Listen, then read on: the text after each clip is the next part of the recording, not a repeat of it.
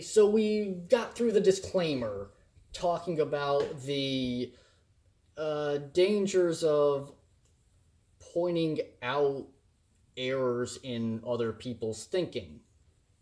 Like, generally, you can't fire yourself, so pointing out errors in your own brain, in your own thinking, uh, takes some humility, but there's no big consequences usually. Pointing out errors in other people's thinking may or may not be advantageous, may or may not be dangerous. That's a high level rhetorical and strategic question. If we get to that kind of thing at all, it would be way at the end. But first, now that we've got through the disclaimer, we'll actually get into the list of bugs, things that can go wrong in critical thinking. Let's see. A lot of them are personal issues. Ideas tend to be stated by people. Usually ideas just don't come out of nowhere, like the Bitcoin paper, and no one knows who Satoshi Nakamoto is. He doesn't have any history. He's not really associated with anything except the ideas in his paper. Because we don't know where the guy is, we don't know if he's a real person, he has no baggage. But generally, it's a lot easier to connect the statement of an idea with some physical human being who has relationships, pisses people off, has failures and character flaws, or good things about him. And those good and bad things about the person tend to overshadow the content of whatever they just said. Sometimes that overshadowing is legitimate and sometimes it's not. And we've got to try to parse those two out. Generally, statements that are made by authority figures get cut a lot more slack than statements who are made by not so credible people. So, why should we trust an expert or an authority? Well, same reason why trust anyone? Ideally, we would figure out the issue for ourselves. But that takes time, research, expertise, effort, maybe even money, maybe a lot more time and research. Becoming an expert is hard. That's why we value experts. They've already done that work. It's really impossible for us to each be experts in everything. That's just too much time and too much work. So generally, different people are informed, well-read, and expert at different things. And so a lot of making good decisions reduces not to doing your own research, but to picking the right experts. In other words, appealing to authorities. And appeals to authority are obviously sometimes necessary because we can't be our own expert on every single thing all the time. But there are also a lot of possible inappropriate appeals to authority.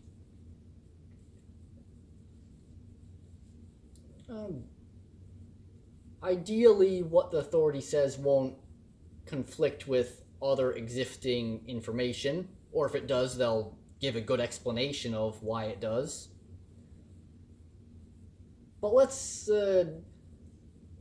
keep it clear and assume that you have zero ability to derive, vet, and reconstruct the authority's claims. We're just operating on pure faith. and it's a straightforward matter of choosing the right experts to believe. The main problem is that people tend to be overly broadly trusting of experts. The phenomenon of celebrity endorsements is what this usually takes the form of. So let's say someone's a very good sports player. They are indeed an expert in that sport. But then you see them on TV doing advertisements for some product, some other thing. And they're endorsing that product. And that product has nothing to do with their sport. So even though they're definitely a legitimate authority on that sport, they're now making a pronouncement on something that doesn't have anything to do with that sport. Are they an expert on that? Maybe they are. Like, not everyone is only an expert in one thing. Jay Leno is a great example of this. He's really old now, but he was an especially famous comedian at the end of the 20th century. Long career, successful comedian, made a lot of money. And guess what he did with the money? He spent it on cars. I think by now he has possibly the largest car collection in the world, including museums. His garage has its own TV show.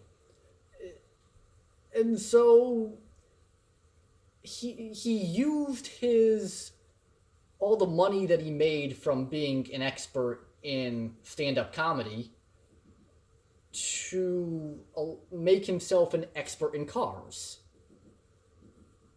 So he's an expert in two things, and the first thing he became an expert in, comedy, which got him money, allowed him to become an expert in cars, which required a lot of money. It's expensive to have an entire room full of steam engine cars.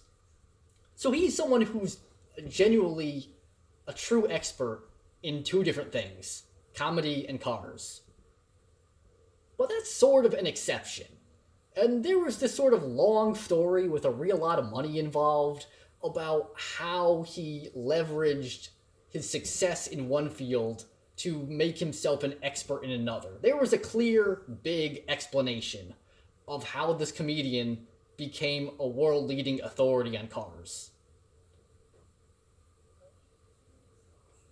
That kind of thing isn't automatic. Most people aren't dual experts like that. Most of the time, the celebrity endorsement, they're just sort of here because someone paid them a lot of money and they're not genuinely an expert on every single product they endorse. So it sounds like so far I've built a case that celebrity endorsements are stupid. But if they're stupid, then why do companies pay so much for them? Like, getting Shaquille O'Neal to endorse your product can't be cheap.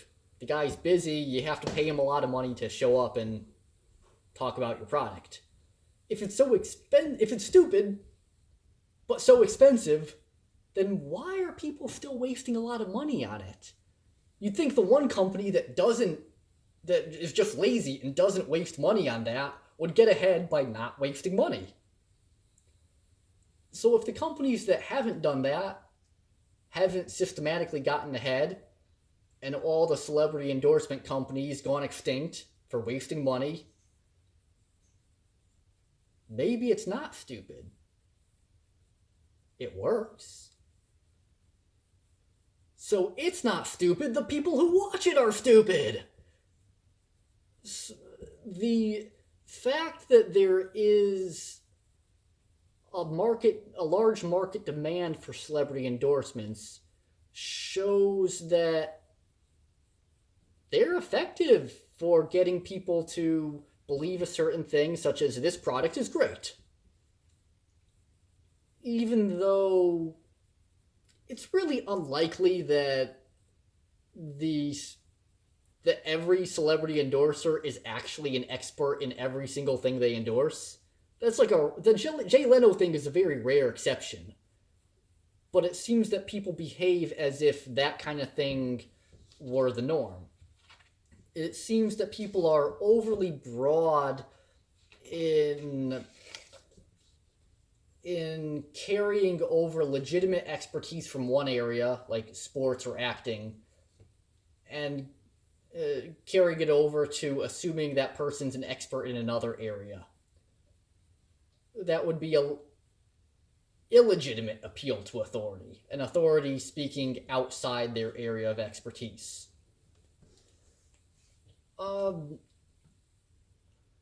An illegitimate appeal to authority pretty much has a Latin name, ad hominem, or literally to the man. An ad hominem argument is where you're making your decision about whether a proposition is good or not based on the goodness, respect, and credibility of the person saying the idea. And sometimes we don't have the capacity or time to become our own experts.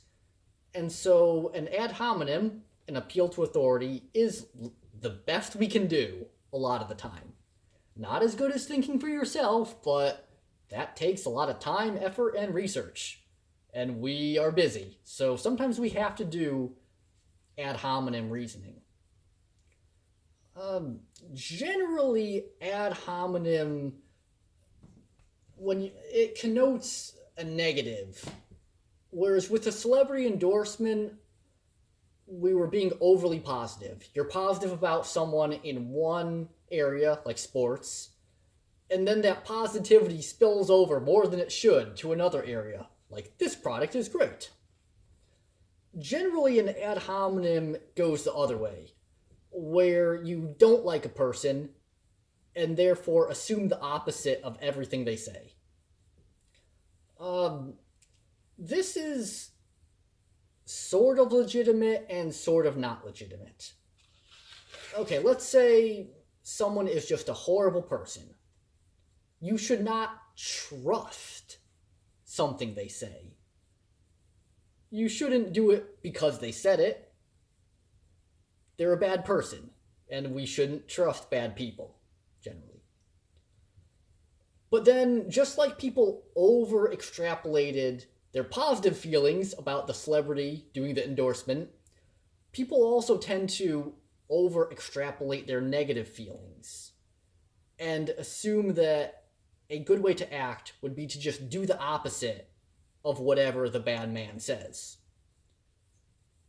That is not logically rigorous. Why that is not obvious, so we'll do that. So let's say if doing the opposite of what a unethical liar said, if the opposite of what a liar says is always the truth, then I have a great business model. So there's always weather forecasts on the news, and they're trying to tell what the weather is. Sometimes they're right, sometimes they're wrong. What if I just set up my own weather forecasting company, and my meteorological company only hires compulsive liars? Like, I get someone for their job interview. What day is it? Tuesday. It's really Monday. What's your name? And I have their resume. They lie about their name. What color is this pen? That's a dog, sir. The guy just says, the guy is a compulsive liar. What if I only hire as my weathermen compulsive liars? So the guy gets up to do the weather, and we have the real weather forecast. It's going to rain on Thursday. It's going to be very sunny on Thursday. And he just lies about everything. And I tell the audience, this guy is a complete liar. He always lies. So now you're watching the Lying Weatherman channel. And it just says right across the stream, this weatherman is a compulsive liar. You wouldn't be able to just always do the opposite of whatever the lying weatherman says and have 100% prediction of the weather. Life just doesn't work like that. The lying weatherman he's going to be honestly wrong some of the time. He says it will rain, and he thinks he's lying, but then he's lying and he's wrong, and it does rain. And the truth accidentally matches his lie, because we just don't know. So normally when we watch the weather, we understand that even an honest weatherman is going to be right some of the time and wrong some of the time. The same is true if the weatherman is an evil, compulsive liar. He's still going to be right some of the time and wrong some of the time.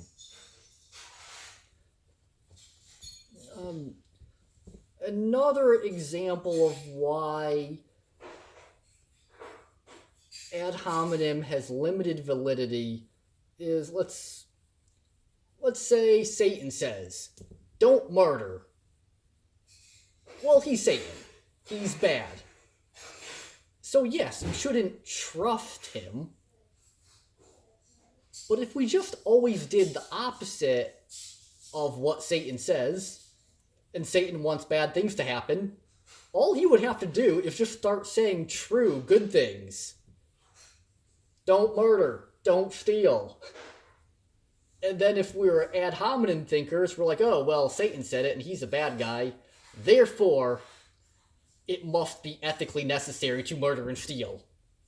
I was doing the opposite of what Satan said. Ad hominem is useful when you're trying to decide whether or not you should trust someone. If they're known to be a liar, you probably shouldn't take them as an authority. But it's still possible for people who are liars to sometimes end up saying correct things, either by accident or because that's not the important part of the deception. And so, just the flip side of overly broad celebrity endorsements, inappropriate appeals to authority, is just doing the opposite of whatever a non-trusted source says.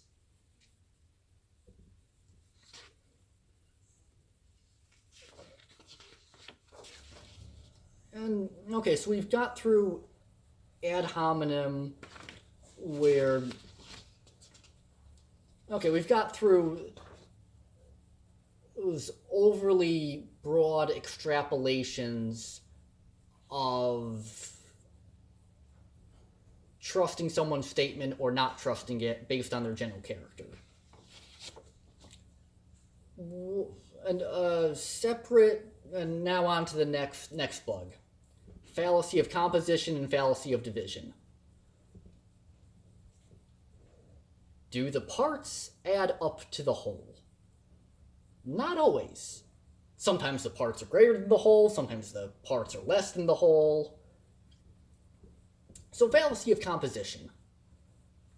Let's say I got we're talking about sports again. Team sports.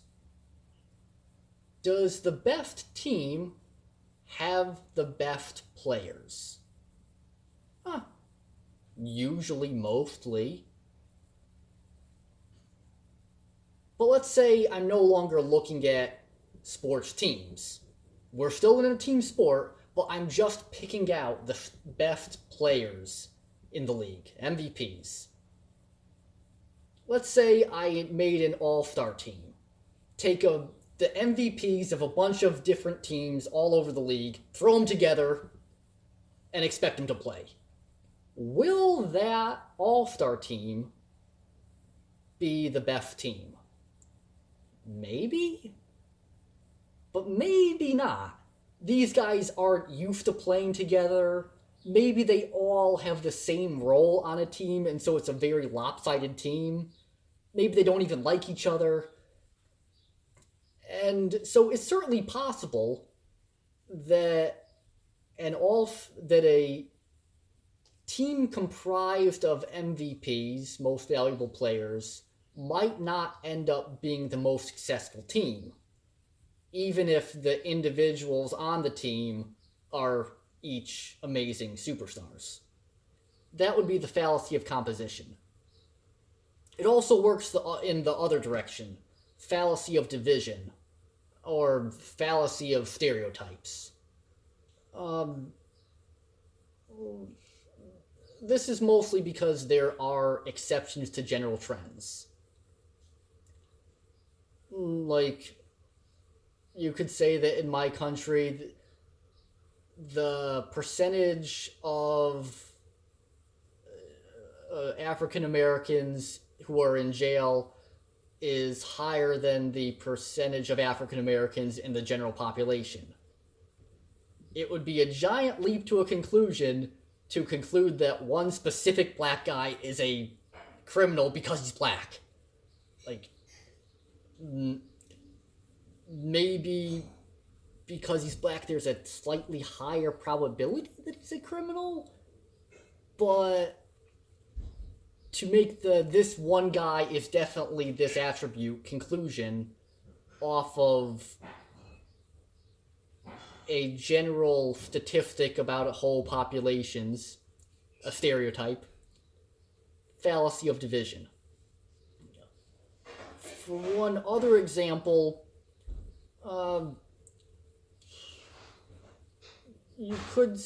let's look at a car. The car is very expensive. Are the individual parts for that car also comparatively expensive? Maybe they are. If the parts are expensive, you'd expect the car to be expensive. But what if this kind of car just has a lot more parts?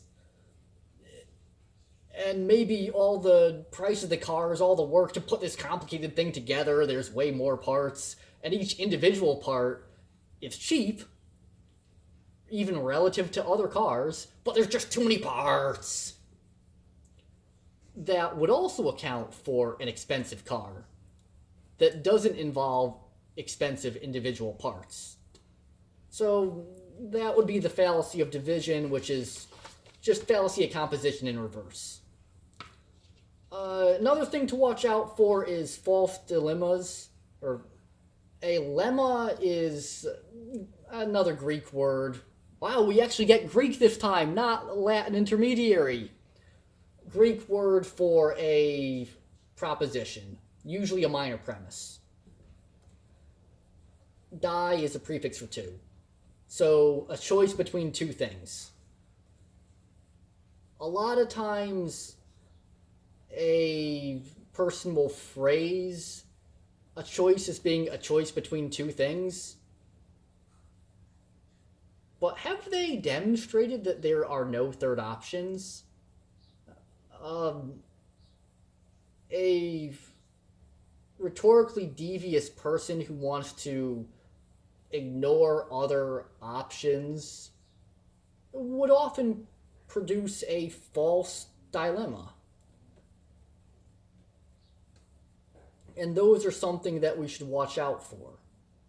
Maybe there's a third option, because option A, bad. Option B, not so great. And the person wants you to choose between this, like, bad and also not so awesome. And you're trying to do all this mental calculation for bad versus not so awesome. Maybe there's a good solution. But if you're only looking at the two, bad versus not so awesome, then you're missing the good one. That kind of thing would be tragic. It does happen when someone's being devious, But as with our small business with an accounting department of 8-year-olds with pencils and paper example, it also happens just plain by accident. It happened to Galileo. So Galileo's arguing with the Inquisition, and he's going with the Copernican model, that the sun's in the center and then everything else goes around the sun. The church is going with Ptolemy's model, that the earth is in the center and everything goes around the earth.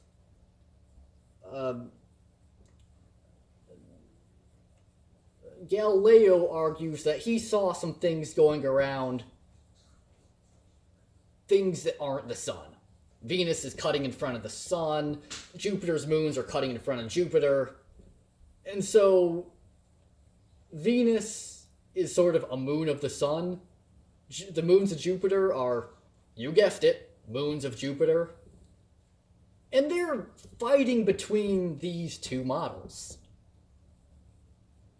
Well, how do we know that it's not really that the Earth is the center of the universe, the sun and Jupiter and are going around, and other stuff are going around the Earth, and in their trips around the Earth, they have their own little moons, like Venus or the moons of Jupiter, and they're going around the things that are going around the Earth.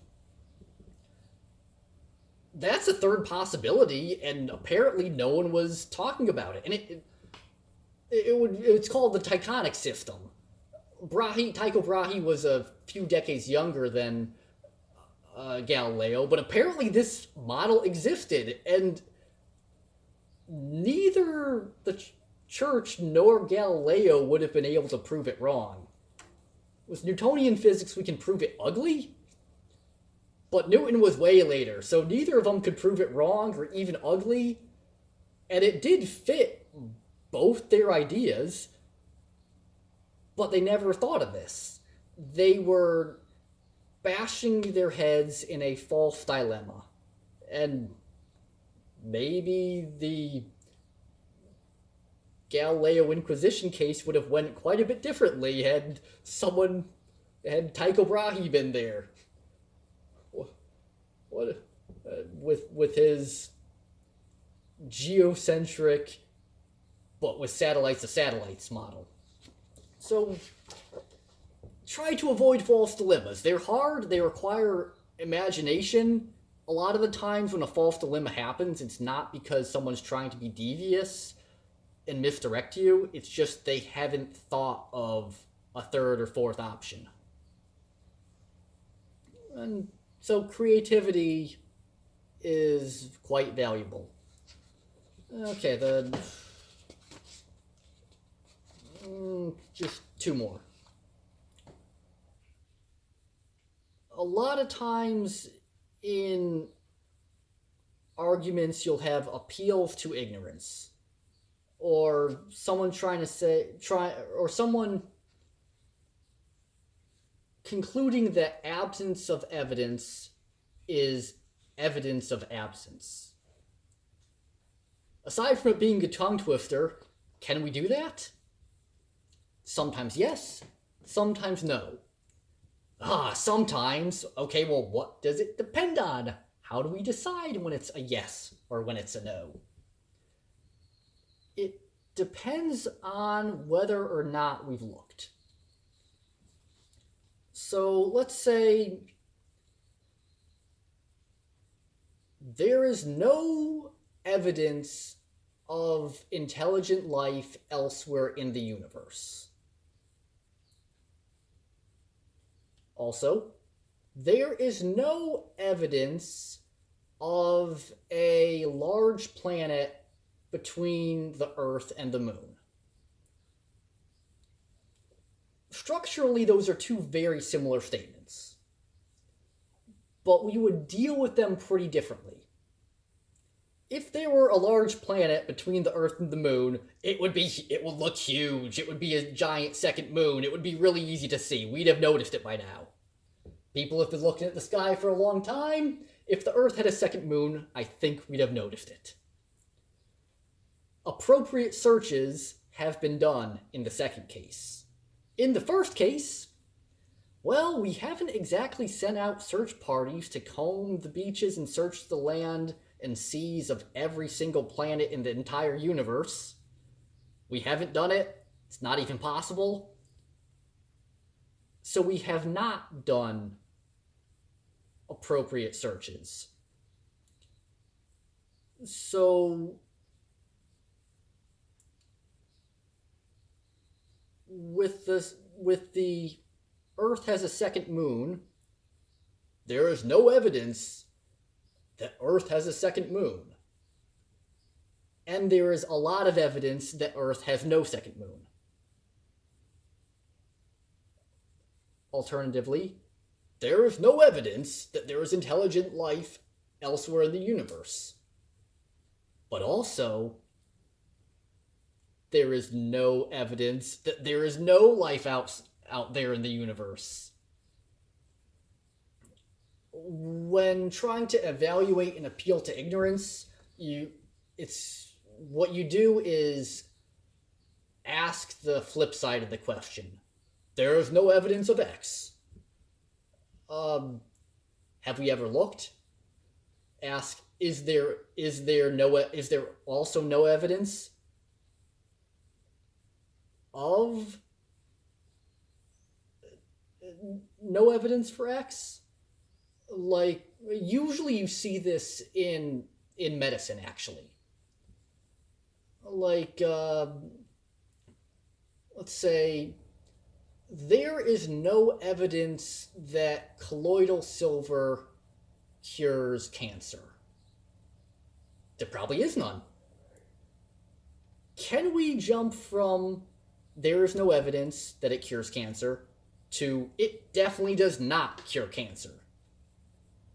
That depends on whether or not we've looked, we've investigated, whether or not there are a bunch of studies that looked at it for curing cancer, and they all came back with negative results. You would ask the flip side of the question. Okay, you say there's no evidence that it cures cancer. Are there any studies? If you can't find any studies that produce negative evidence, definitely doesn't work, then there is also no evidence that it doesn't cure cancer. If it did, the world would still look the same. If no one's checked, then even if it did work, we still would have no evidence. An appeal to ignorance works when we have checked and have looked.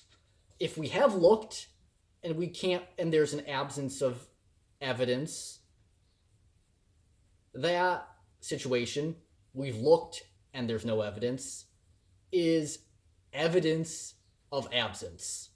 If we've been looking at the sky for a long time and we haven't seen a second moon, we're pretty sure it's not there, because we've looked.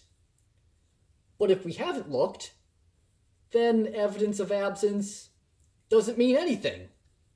If it was there, we still wouldn't have seen it because we haven't really looked. And that's probably that's the most important one. Absence of evidence is absence of evidence, evidence of absence. And actually, it's probably less hard to understand than to say. But we'll end with one idiom-laden one. It's possible to have an argument, or something that looks like an argument, where you just string 2 or 3 or a lot more true statements together, but don't have a real logical connection between them. Or where you answer a different question besides the one that was asked and change the subject. Changing the subject is a great way to change the issue and avoid an issue. Like, let's say, one example. Your opponent has argued for immigration reform. Do you agree with her position? Let's say I don't want to talk about immigration reform. If I say I don't want to talk about immigration reform, I look cowardly or incompetent or something, which I probably don't want to do. So instead, I would use a red herring. It's an idiom. We'll explain it later. A change of subject or a distraction. Maybe I would say, well, I think the more important question is confronting this great nation is the question of terrorism. Let me tell you how I plan to defeat it. Just completely change the subject. Immigration to terrorism. Or say, he farted. Change the subject. Pull the fire alarm. Everyone leaves the building. Big change of subject. It sort of ends the analysis or redirects, which I guess still sort of ends, the analysis of the issue, which we're really getting outside rational argumentation there, but sometimes we get desperate. Sometimes rational argumentation embarrasses people, and we get desperate and do what we need to, whether it's philosophically nice or not. That's weighty and it's common, and so we have a term for that. Well, what is that? What's that you're talking about? Intentional cognitive misdirection via the introduction of an attractive non sequitur. A non sequitur just being Latin for statement that doesn't logically follow. It's off topic. But if we say a non-follower, would we be talking about a independent thinking person? They're not a follower. Or a disconnected off-topic statement. To avoid ambiguous confusion about whether we're talking about an independent thinking individual, a non-follower, versus a statement that's off topic and doesn't logically follow the train of discussion. For that second one, we switch to Latin. We pull in the Latin version of non-follower, Google Translate, non sequitur. And so we do that semantic narrowing with a lone word. Still, even if we cut out the minute of defining non sequitur, intentional cognitive misdirection via the introduction of an attractive non sequitur takes a while to say. So in English, we generally don't say intentional cognitive that was an intentional cognitive misdirection due to the introduction of an attractive attention-grabbing non sequitur. We generally don't say that. We have a special term. That was a red herring. Why a red herring? Okay, it's a big idiom. I generally don't like idioms because they're not easily derivable from the dictionary. Harder for second language learners. But we sort of have to tolerate idioms when a straightforward description would be really long and complicated, like intentional cognitive misdirection via the introduction of an attention-grabbing non sequitur. Red herring is just a lot easier to say than that. So, but why a red herring? So, if you go back far enough in history, hunting was important for a lot of people. And people would hunt for food, not just to kill a pest that they don't like. So they're trying to hunt like a deer for food, which involves two things. First, you have to kill it, but you also have to recover the body if you want to eat it. And back then, their weapons weren't all that good. It was like bows and arrows or like not the best guns. So you shoot the deer, but it doesn't drop dead right where it's standing. It's very injured and upset, might die eventually, but it runs away. And the fact that it runs away makes the collecting the body and eating it step really hard. So people would have to find the body, a lot of work, for which people would enlist the help of hunting dogs. Dogs run quickly, they can get through underbrush, they're really good at paying attention and smelling things. They're good at finding things.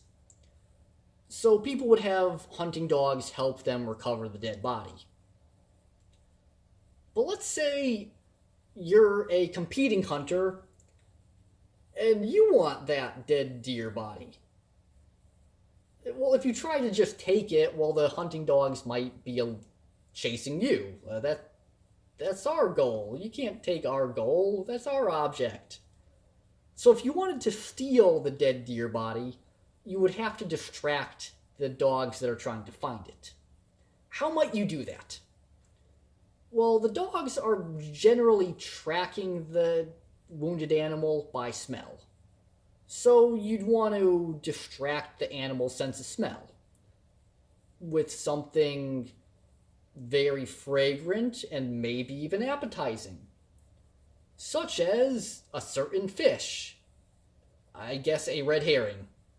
I'm not an expert in hunting, I'm not an expert in dogs, I'm not an expert in fish. We'll just have to trust that hunting dogs like red herrings. So someone would throw a red herring, and the dogs would change their goal from finding the wounded deer to finding that red herring fish. The issue would be changed, and the focus would change. And that devious redirection of attention was accomplished by a red herring fish.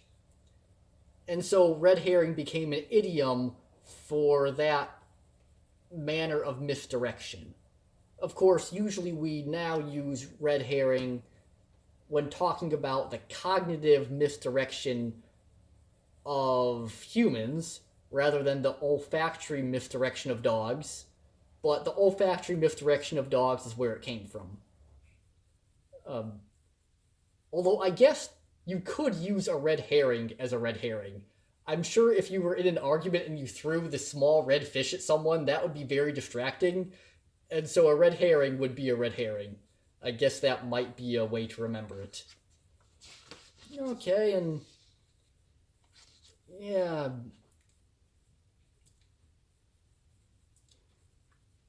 Yeah, there are sort of two subtypes of red herrings: irrelevant reasons, premises that don't match the conclusion, and irrelevant conclusions.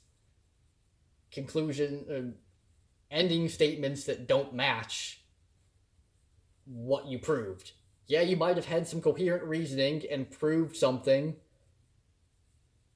but you didn't prove what you say you proved something else. That's an irrelevant conclusion. Ignoratio elenchi, if you like Latin. I don't know, maybe you're good at Latin. Or you could have a popular, widely agreed upon conclusion, but have no clue how to get there and just have bad reasoning. That's the more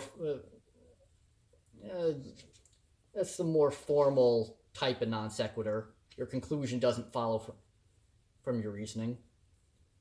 But unless you actually like Latin, I don't know, maybe you do. You'll sound smart if you do. And I don't know there's any reason why an English vocab word would be easier for a foreign language learner than a Latin word. Like, why not learn the vocab that'll make you sound smart in English?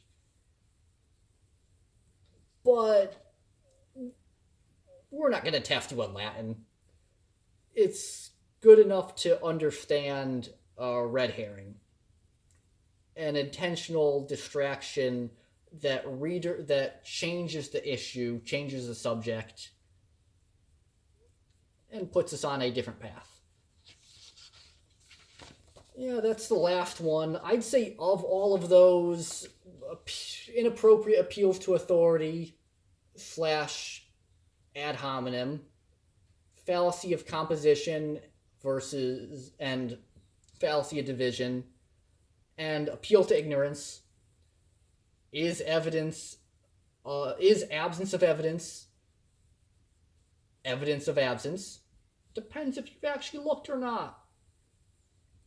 Those are the important cognitive bugs that we've identified. There's that, and there's red herring. And which doesn't mean all that much. It's just a distracting, not related statement. But we got to pay a little more attention to it in English, because English expresses it with a idiom that makes no sense unless you know the hunting dog backstory, red herring. Okay, I think that's everything.